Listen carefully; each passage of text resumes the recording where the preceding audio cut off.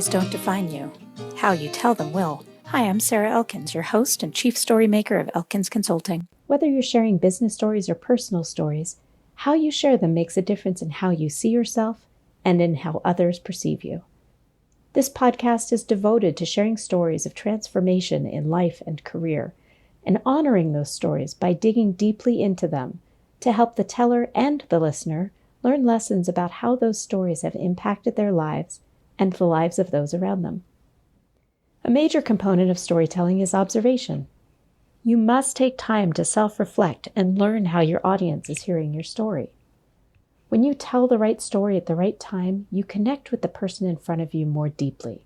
You encourage them to share their own memories that your story triggered.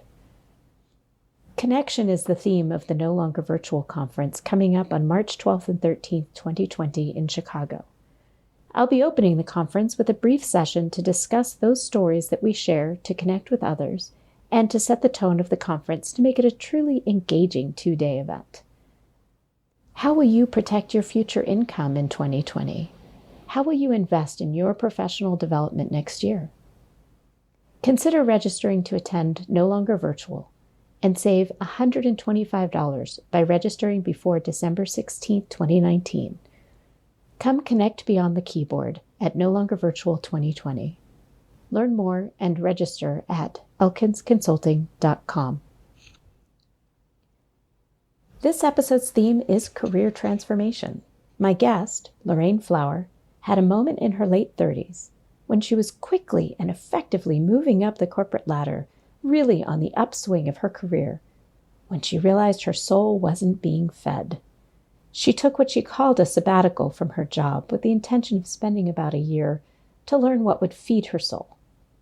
And when she was offered an incredible opportunity with a different firm just a few months later, she came within just a few days of starting, and then walked away from it with the realization that she wasn't quite ready, and she hadn't quite figured out what would truly feed her soul. I'm so fortunate today to be speaking with my friend Lorraine Flower in the UK about basically finding soul in your work. And I'm so grateful for you to join us. Thank you so much, Lorraine. I'm very happy to be here, Sarah. Thank you. I was introduced to Lorraine by my friend Jeff Eichler, and he knew that we should meet because we are in the same field of leadership development, in particular, helping people find their best selves and help others find their best selves. And so I'd love to start with just a quick question, Lorraine. Can you tell me something about yourself that most people wouldn't know about you? Oh, Sarah, thank you. Something that people would, there are many things, but one of the things that comes to mind, for me, it's always interesting in hindsight because I was clear about how I was at the time, but it's been a big learning to me ever since. I happened to meet my second husband when I was in Bali on holiday, and that's not news in itself, but I then went through all of the traditional Balinese rituals in order to be married locally. We decided to be married locally. And for anybody, which won't be many people, but for anybody who knows anything about the rituals of a Balinese marriage, they are in themselves many layered. But then because I wasn't of the Hindu faith, I then had to go through and do the equivalent of a baptism, and then the equivalent of, in Christian terms, it would be called a confirmation, which they do at sort of teenage years, which involved tooth filing. And there's a tooth filing ceremony that young adults go through in Bali, which is a symbol of moving from the kind of tempestuous stage of youth into the more calm and considered stage of adulthood. And literally this swami, this priest, you're laying down on this very ornate bed and with crowds around you, and it's a big celebration. And he literally files your teeth with a metal file, the big eye teeth, the canines that we all have. And I'd said to my soon-to-be husband, I said, if that priest comes anywhere near me with that file, the wedding is off. That's it. I'm not doing it. So we went through a kind of symbolic process of filing my teeth with my mother sitting at the one end of or standing at one end of the bed, absolutely having horror attacks about what was going on to her daughter and how could I possibly be allowing this all to happen to me. It was a very rich time in my life. I'm not still married, but that's for all sorts of other reasons. But yes, it was a very culturally rich and personally challenging time to go through. But it was fascinating. Wow. That is something I never would have imagined would come out of this story. And the reason I always ask my guests to do this is that I like to give our listeners a little context for the person that we're going to be talking to. And this was perfect context when it comes to transformation and making those decisions to leave a job and start something completely new. And it's wonderful. Thank you so much. I love that story. Thank you, Sarah. Part of why Jeff wanted us to meet was that he knew that we have very similar ideas about how to improve work for people.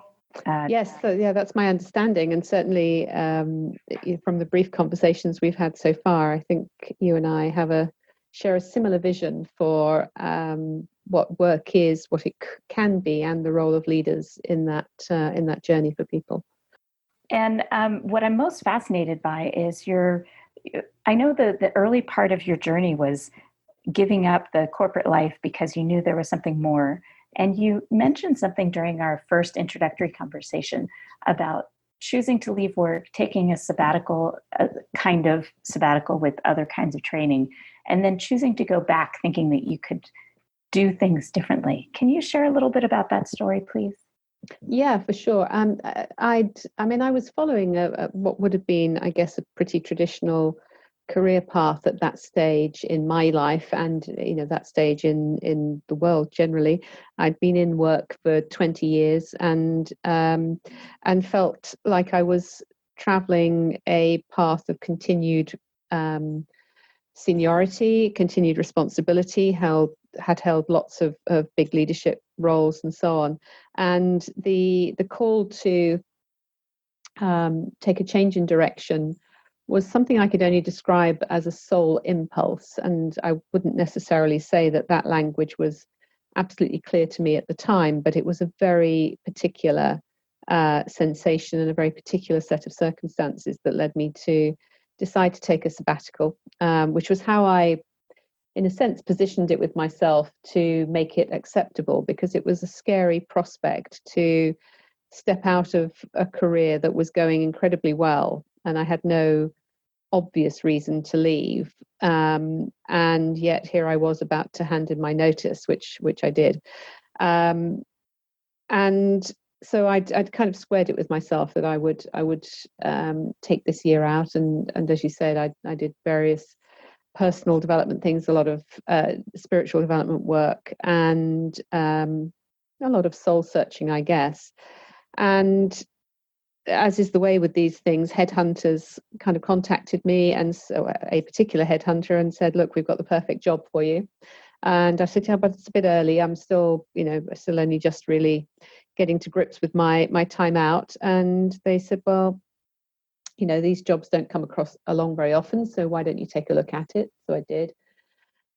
And in the 3 months of the recruitment process, I asked all of the questions I felt I needed to ask about how I wanted to work. And what had come to me clearly during the time that I'd spent thus far in sabbatical was that I didn't want to be on a treadmill. And even though I'd enjoyed pretty much every part of my working life up to that point, I was aware that I was part of a machine in many ways, and that was becoming increasingly clear to me. And I didn't want to be in that position. I wanted to be able to have more access to the whole of me, rather than be in a particular role, which I think I was starting to understand I'd been fulfilling.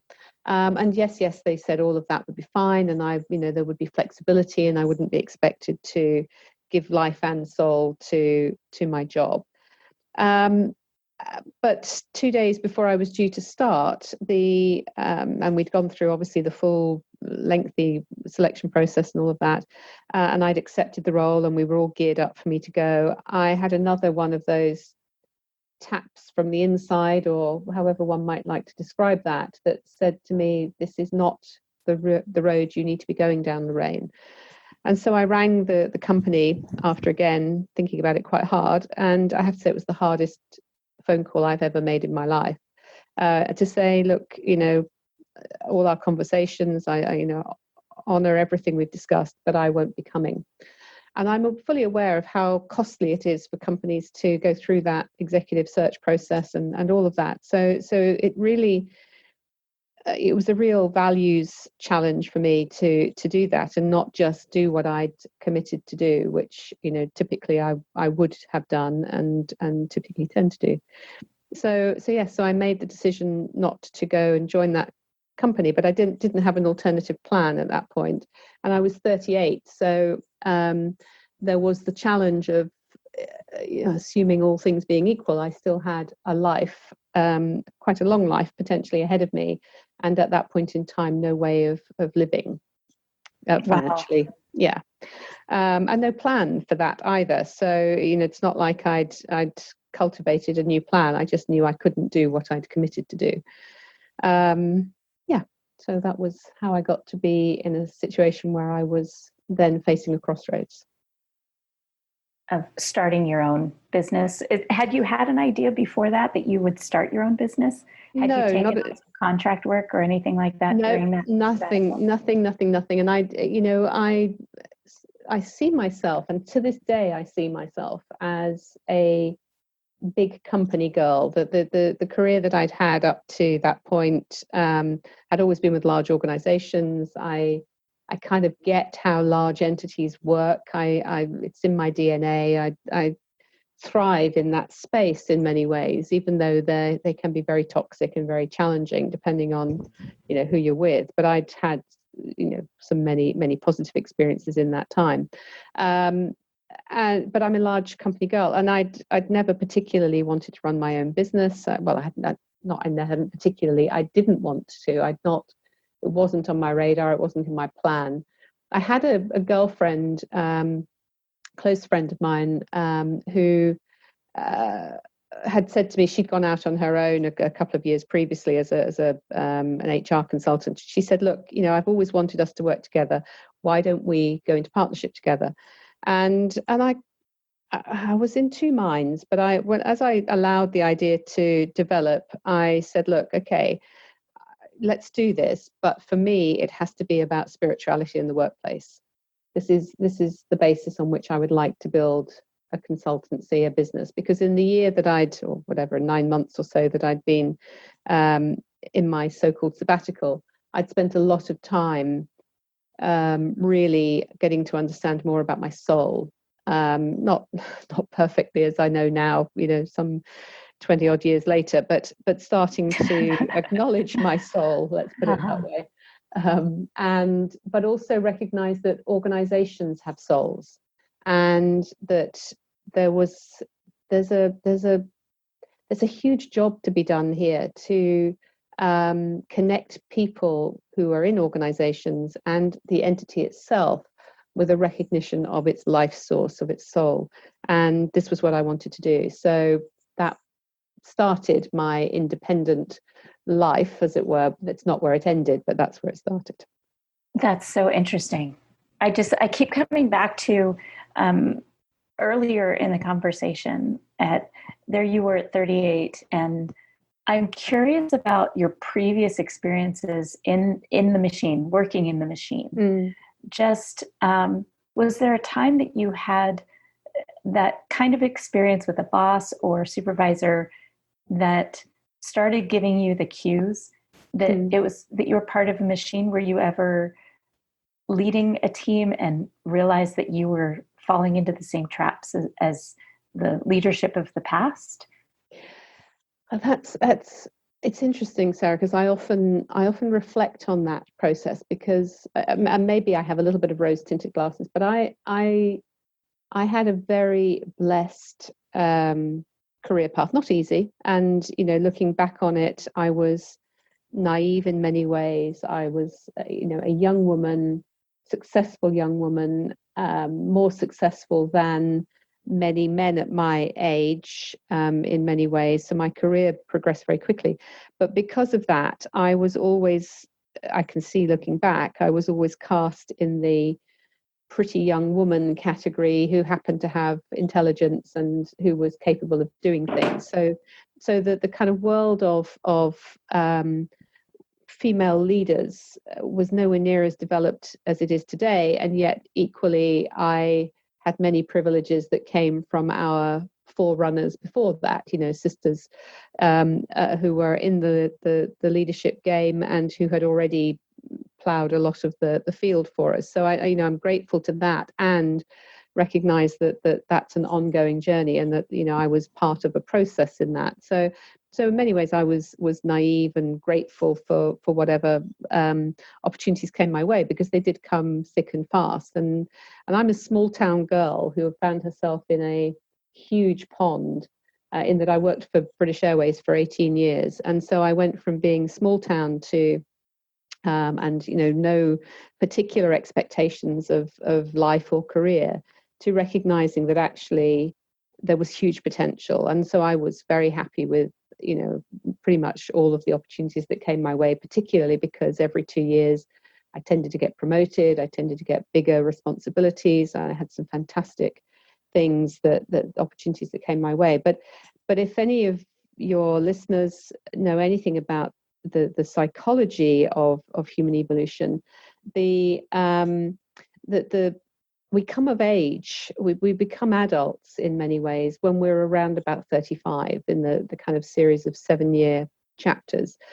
And what I'd noticed looking back was that really at around about 35, I had started to feel quite disenfranchised with an employer that I'd been with for a long time, and an employer that was deeply important to me. It was my family. It was a second family for me. So it was very much part of my soul. But I was also starting to realize that my voice wasn't able to be heard. And in fact, I was starting to have a voice. I could identify my own voice. I was coming into my own leadership, not just because of a job title or numbers of people who reported to me, but because I had a stronger sense of who I was and how I wanted to be as a leader.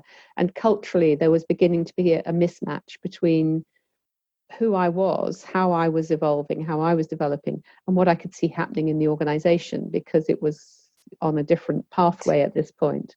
Tell me about this cultural mismatch. Was it related to managing people, leading people, and not being allowed to do it in the way you wanted to? Because I keep coming back to the work that you're doing now, and trying to shift that to make it a more human workplace where people actually focus on the humanity of their employees. Was there a specific incident, do you think? Well, there are a number of incidents along the way. I mean, there was very much an old school leadership style, in part within British Airways initially, not so much in this, well, to a degree in the second organisation that I went to after I left British Airways and before I took my sabbatical. But I was increasingly aware of this old school, quite masculine, not always just lived through men, by the way, but quite masculine style, quite patriarchal style of leadership. And yet there was within me a real sense that we needed to work in a way that was more inclusive, more holistic, where women, or if you like, feminine energy, because it isn't just about gender, but where that sort of that more sensory, that more holistic, that more relational way of leading and being with people, where that had more currency. And it was clear that there was some mismatch. So, for example, there was one person, and he's dead now, but he was a very particular old school leader, and I ended up working for him in the last year of my time there. And I'd known him for years, and we had something of a kind of getting along type relationship, but I didn't respect him. And part of that was because he's very much the old boys club. Everything was about men and boys and the club. And I don't mean it in any bad way sexually or anything like that, but just this kind of sense of superiority that came from being male and from strong, and he was completely disrespectful of me. And if I knew what I knew then what I knew now, I'd probably have handled it all very differently. But it really struck hard for me in my core. So I didn't feel well treated. And when I look back, there are examples of that along the way where I was too naive to know that I wasn't being well treated, even though I had a sense of feeling very positive about that part of my career.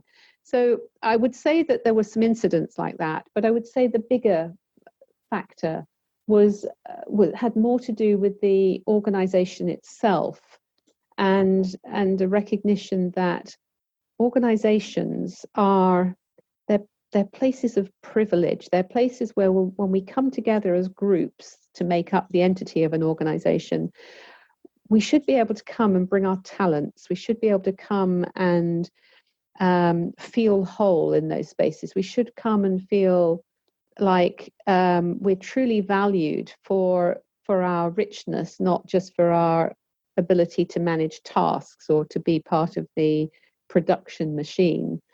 And I think it was really that started to have me realize that I wasn't going to change that from the inside. I had to go out and work out how to change it from the outside. That makes so much sense. I kind of had a similar wake up when I was working for a city as the first and only public affairs officer for this particular city. And I remember realizing that I had hit kind of a plateau in terms of potential to shift the culture at all from inside. Absolutely. So it sounds similar. That there's a point, and one of my best friends many years ago said to me, "You can't be a prophet in your own town." Exactly. Yes. So eventually they start to take you for granted, or in my case, I lost my shiny newness.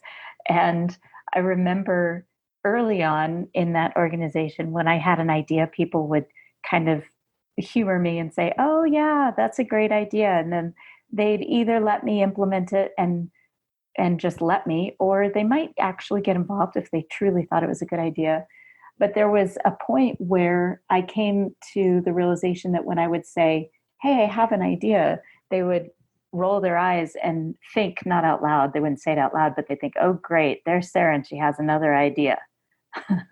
Yeah. I mean, I can certainly recognize that, and that shiny newness that you talk about, I think, is one of the challenges of organizations. Full stop. It's the bright and shiny, because they have to validate the fact that they've hired, and particularly depending on what type of role you've gone into, to validate that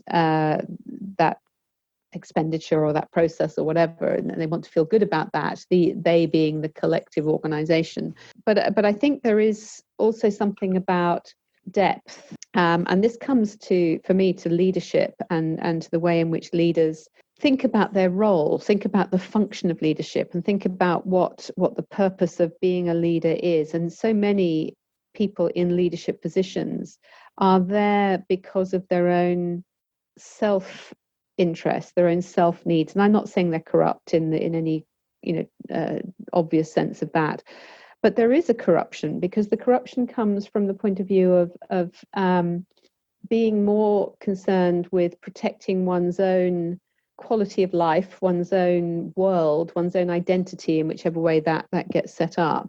And that creates a series of toxic interplays within an organization.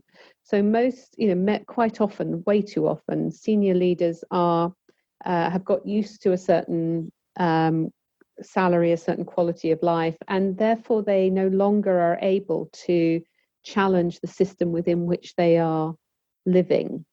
And even when that starts to fail them, or it becomes toxic in some way, or there's an obvious need to make a change, self-protectionism comes in. And so we all collude to make it a certain way. And culture is like this. Culture is a collusion in many ways of behaviors, of ideas, of ideals, and that's the natural order of things.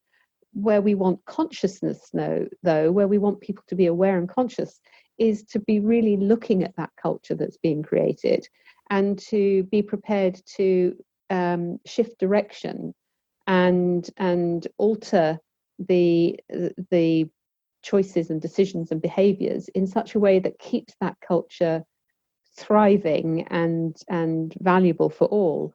And so for me, it was leadership, and still is, that is one of my kind of key areas of interest, because all too often I sit with senior leaders and ask them, what's your motivation for being in a senior leadership position? And many of them cannot answer that question.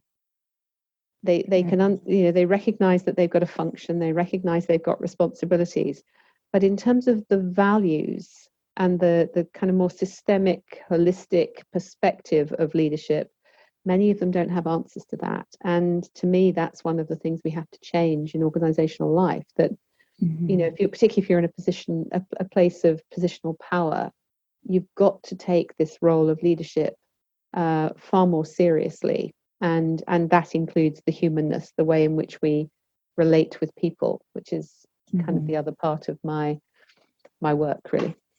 The thing that just popped into my head was related to a leader. Well, he wasn't really a leader, but a manager that I worked with, that I think, excuse me, I think in a technical sense, he knew that as a leader, it was his job to care about his employees.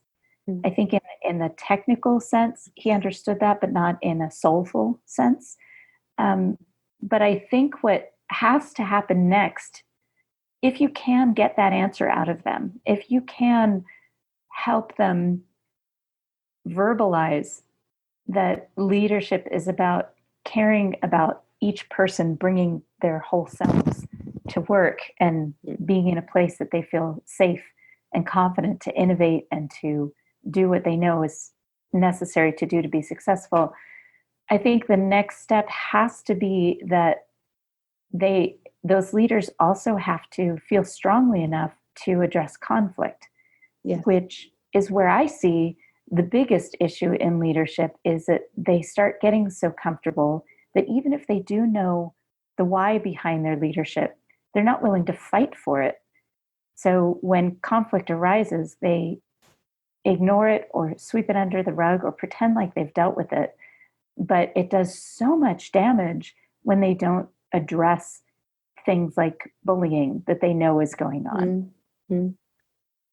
I'm so with you on that, Sarah. In fact, I'm thinking about a couple of examples myself as you raise that, both in the same organization, and where I was working with each of these two leaders individually. And one of them said to me, I kind of know how this organization works, and therefore I've worked out how to navigate. And we were in a coaching relationship, and so I was inquiring with him about the question of leadership and about how he would choose to be more effective and more impactful.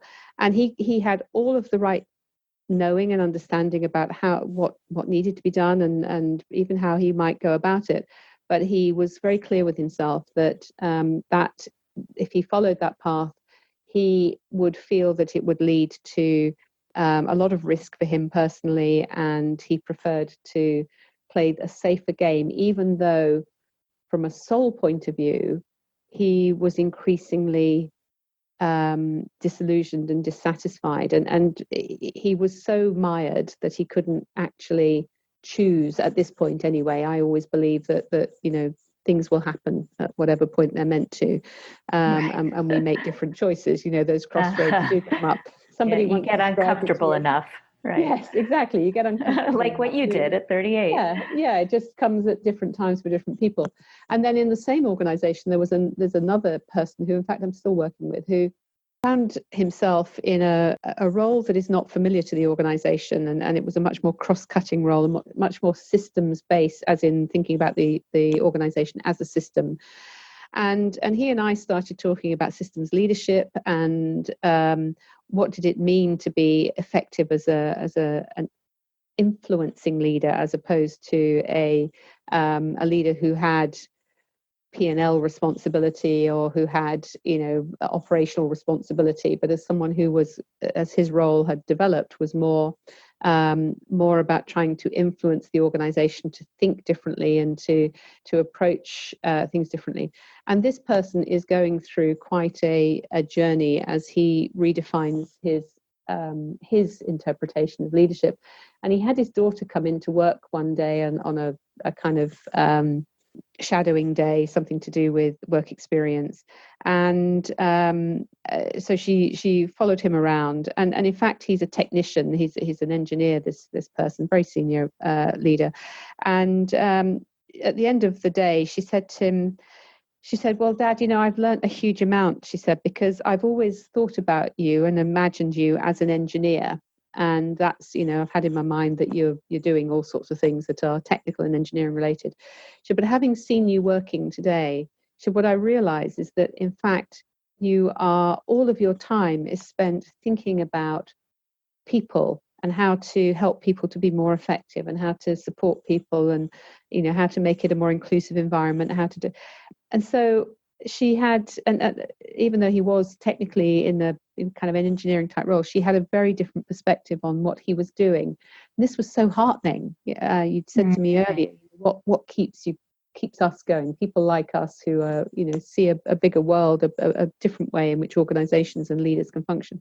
When you get those sorts of stories and you know that people are living their truth, even though it's not easy, and even though organizationally they're not necessarily always supported in that, then you think, okay, there's another warrior out there who's taken up the challenge to bring the right things into play. Whether they can do it or not doesn't matter at this point. There just has to be enough of us out there trying to do it, inside and outside. That was a soft lob. It was a perfect transition into that part of the conversation that I wanted to talk about. But first, I am curious about when your client told you about his daughter's perception of his work.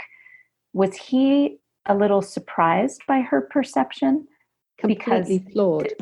Okay, so he didn't see himself that way necessarily. Well, he was, I think what he was surprised by, not so much that he didn't see himself that way, but that it was evident to other people. And particularly his daughter, who wasn't necessarily versed in all the ways of large organizations. So she was, I don't know, I guess about 17, 18, something like that, a teenager. But she clearly was perceptive and clearly intelligent and bright enough to see things. So I think he was quite surprised that she was able to pick up on who he is as a person, and certainly who he's allowing to be seen. So the fact that it was visible, I think, was the thing that was affirming for him, but also somewhat surprising for him as well. Yes. Because I think he knew what journey he was going on inside of himself, but he wasn't entirely sure what was showing up on the outside. And of course, I don't see him in that day-to-day sense. I hadn't shadowed him for a day or whatever, seen him in action. But this young, I'm not going to say naive because I don't know, but this fresh perspective that was coming through his daughter played back to him all the phrases, all the ideas that we'd been working on in our one-to-one sessions and that he's been working on out there in the workplace. And so I think for him it was very affirming and spurred him on to be more of it, do more of it, to know he's on the right track in some ways. Yes. Oh my gosh, I love that story. I just got chills. Yeah. And I had chills at the time because wow, that's she so much confirmation as well. So I would love to meet her at some point, but yes. And I hope she's going to go on and do great things, whatever they might be. That's what I was thinking about too. I already love this young woman and I don't know her and I have no way of knowing her, but I keep thinking about something that I talk a lot about in my coaching, and particularly in workshops and keynotes, is personal brand, and why it's so important to be intentional about your behavior and what you're putting out there, because often there's such a big perception gap between how you think you're being perceived and how you're actually being perceived. Mm. And what he was able to do through her observation was see that he had shrunk that perception gap, at least with that particular person, which Yes. means that it's likely that he has closed that gap a bit across the board. Yes. Yes. And as you, yes, sorry, go Beautiful. on. Yeah. No, go Yeah, ahead. it is. Well, and I think it's interesting because for me, it's one of the challenges in the work that we do is that, when people are committed to their own personal development, their professional development, their leadership development, there are some nutty challenges, I think, that come in around this whole thing of perception and personal brand, which is that, if you've been in an organization for quite a long time and people know you as, Sarah, who behaves in this way and does things in a certain way, and you've got certain character traits and preferences and, ways of showing up, and one takes oneself through a bigger journey, or something that is even evolutionary.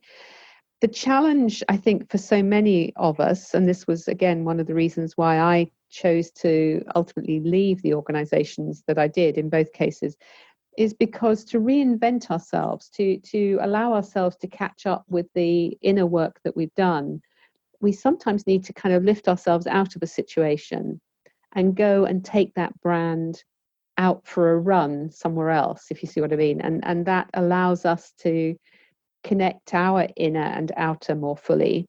And it sets, it's almost like a step up or a new level of operating software that's been downloaded, but now can actually be used in practice. And sometimes that's very hard to do when you're in an environment that wants to keep you the same, even if they would like to see you do some things differently. There's a safety in us keeping things the same. And for me, again, this is a capability that leaders need to really confront within themselves, which is how do we embrace that possibility of change and to suspend our judgments or our perceptions, allow for new to come in the way another person may choose to show up, or in the way in which we do things around here. How do we really, really open ourselves to that? Because as humans, we're quite reluctant when it comes to change. We And have to be changing our dragged a bit minds, kicking and screaming.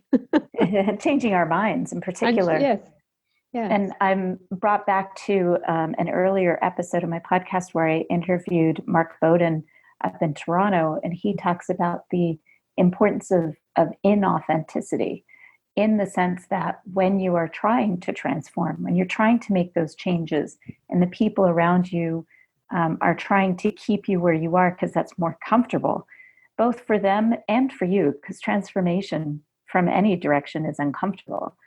But they, even if they love you, they don't necessarily want to see you transform because it's uncomfortable.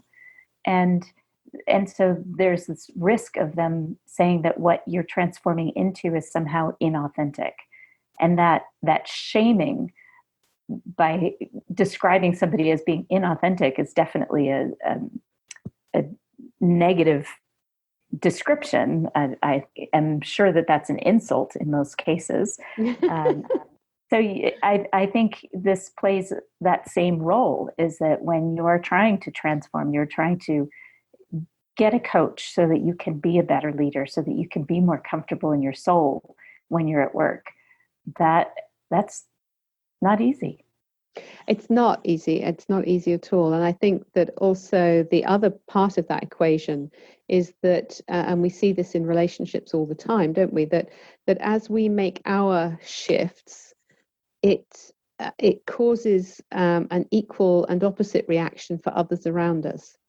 And whether they like it or not, they have to adjust. Not because one is saying to them, you must change, but that as we make our pathway in life, as we discover what that is and we intentionally explore that, it means that others risk either getting left behind or making other choices. And again, in my own journey, I again reflected on this quite a bit over the years, that I had one girlfriend who happened to be in HR. My career wasn't spent in HR. I had to retrain and redevelop myself to do what I'm doing today. But I remember her saying at the time that she was really not impressed that I decided to come into her field when I hadn't done all the training that she'd done at that point. And she was clearly not very happy about it. And then eventually I got an email from her one day, and I thought we were pretty close friends and I thought we were getting on okay. She sent me an email that said, I've decided we can no longer be friends because I don't like the way you're living your life. Now, I never got an explanation of that, and she never elaborated any further as to what that was. We haven't spoken since. I have seen her once or twice in the early years. I happened to bump into her, but she's never explained that, and we haven't remained in contact or whatever. But as a symbol, it's not really even about the specifics of that story, but the symbol there is that as we choose to connect with our soul, and as we choose to commit ourselves to being the full expression of our qualities, if others don't resonate with that, or we're a bit clunky in the way we do it, because we're not going to get it right. This inauthenticity is giving ourselves permission to have a go, mess it up, have another go. We have to be committed to that process as well. And no doubt I did or said something that was inelegant, or she didn't like, or whatever, and I get all of that. But there's something about when people can see you're on a pathway, it can challenge them quite strongly. And this is true for leaders. If they depart too far from the ground that everybody else has tested, then that can cause them a lot of backlash and a lot of and loss of face, perhaps a loss of currency in an organization, because they're no longer operating within the norms. So you're saying that she was kind of your cue, a clue as to what to expect from other people as you were transforming.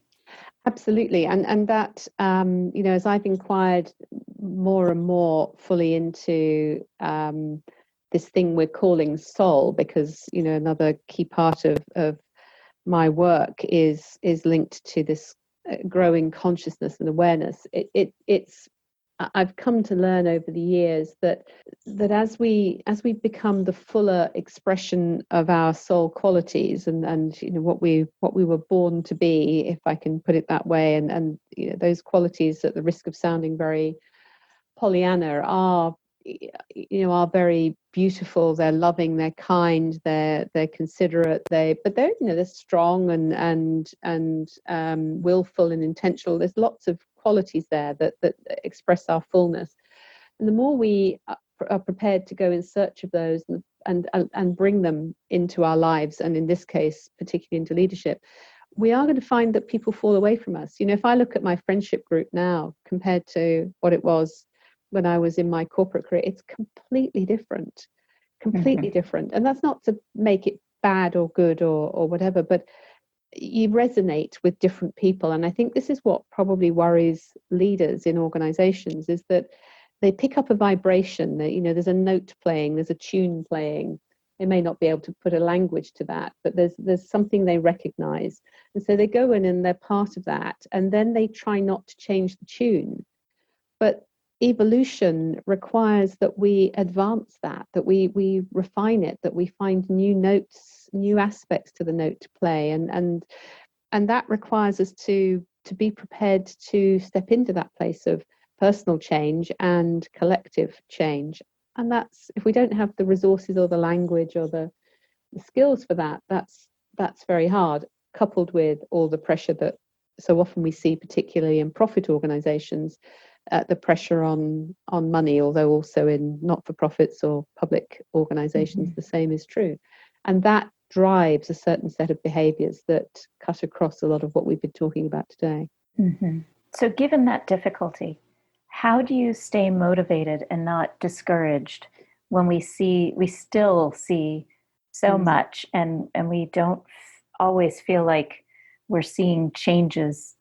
As a coach, as a leadership development person myself, there are days where I feel really discouraged when I continue to see the bad behavior and leaders not addressing the conflict that they need to address. Well, it's interesting, you see, because I absolutely understand what you're describing, and I have days like that too, for sure. What I'm trying to learn, and I think I'm increasingly recognizing, is firstly, one has to connect with a bigger picture, and that there are, this world, our world, will change, and it will change for the better, and we're part of making that happen. So by being prepared as coaches, as consultants, as leaders, we're all part of that process of improving the quality of our world, and we can see in the macro picture that is happening, in terms of the quality of work life. Overall, on many levels, it is improving. So I try to keep reminding myself about that. I also find that I've had to learn how to disidentify, if I could use that phrase, which is to say that I have to stop making it personal. If I believe in what I'm doing, which I do, then I have to trust that providing I show up in the right way and I remain in integrity with the work that I'm trying to do and remain in integrity with myself. None of these things are easy, by the way. But if I can keep committing myself to all of that, then whether I can actually see a change today or not isn't really the point, because we're tilling the soil.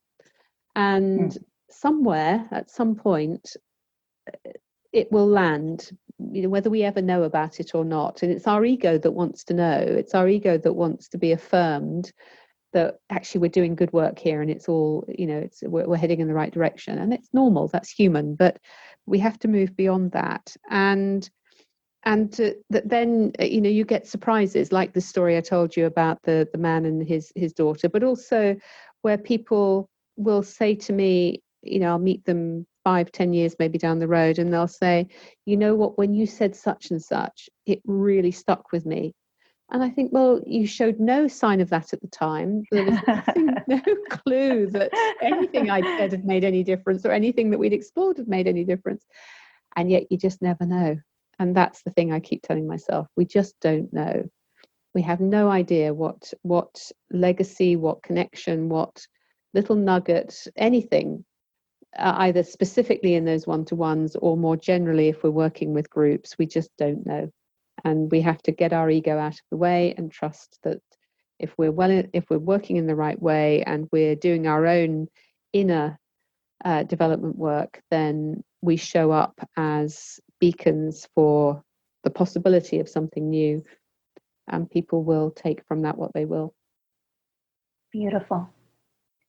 And that brings us right back to Jeff Eichler, because you used the word possibility. He sent me the book, The Art of Possibility, and it has altered how I see things in many ways. So I'm grateful for that, and I'm grateful for his introduction to you. Lorraine, thank you so much for joining me today. Thank you, Sarah. The time that you took. I appreciate the connection with you, and I feel we are very much soul sisters working in this pot together. And even though we're in different parts of the world, and we may never physically get to work together, for me, energetically we are, and as many others in our collective networks are doing too. So that's what I believe in, and that's what sustains me.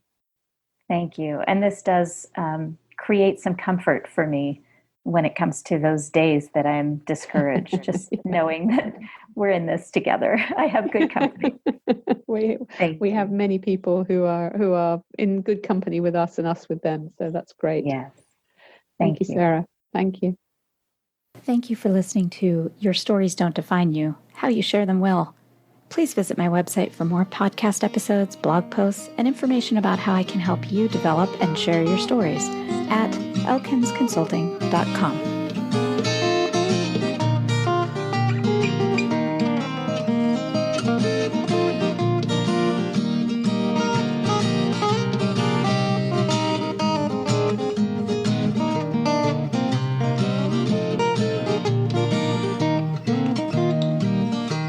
Listen to me, honey, while I say, how could you tell me that you're going